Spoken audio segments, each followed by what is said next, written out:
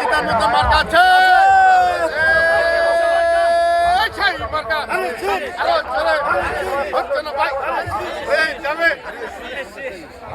ভাই ছাত্র দলের ভাইরা তোমরা এদিকে আসো।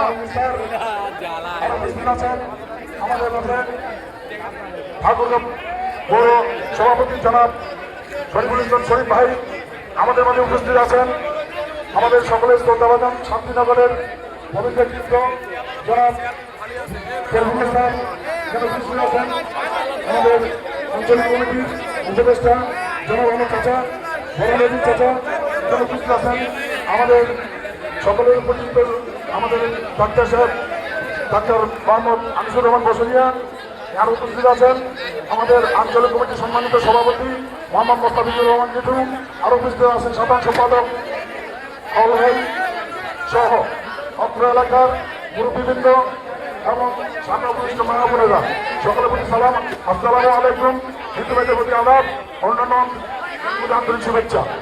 আসলে আমরা এই ধানের শেষে আমাদের প্রান্তীয় নেতা জনাব মির্জা ফখরুল ইসলাম আলমগীর স্যারকে কেন ভোট দিব, এটির কারণ আছে। আপনারা সকলেই অবগত আছেন আমাদের যে নেতা জনাব মির্জা ফখরুল ইসলাম আলমগীর স্যার, উনি তার শিক্ষা যেমন শেষ করে তিনি একটি ভালো চাকরিতে ছিলেন, শিক্ষকতা মহান পেশায় ছিলেন। তিনি শিক্ষকতা পেশায় থাকার পরে দেখেছেন ঠাকুরগাঁও মানুষের যে দুর্দশা ছিল, যে অবস্থা ছিল, সেখান থেকে করার জন্য উনি চাকরি ছেড়ে দিয়ে উনি রাজনীতিতে নামেন এবং প্রথমে ঠাকুরা পৌরসভার চেয়ারম্যান হন। পরবর্তীতে উনি 91 সালে নির্বাচন করেন। নির্বাচনে উনি হেরে গেলেও সে সময় জাতীয়তাবাদী দল বিএনপি সরকার গঠন করে সেই সময় দেখা গেছে যে আমাদের স্যার প্রতিটি শিক্ষা প্রতিষ্ঠান মসজিদ মন্দির থেকে এমন কোনো জায়গা নাই যে উন্নয়নের ছোঁয়া ওনার হাতে লাগে নাই। তারপরে উনি আমাদের বাবা ছিলেন। বিগত 2001 সালে যখন জাতীয় ক্ষমতা যায় সে সময় উনি মন্ত্রী হয়েছিলেন। মন্ত্রী হওয়ার পরেও আমাদের মাঝে অনেক ব্যাপক উন্নয়ন করেছেন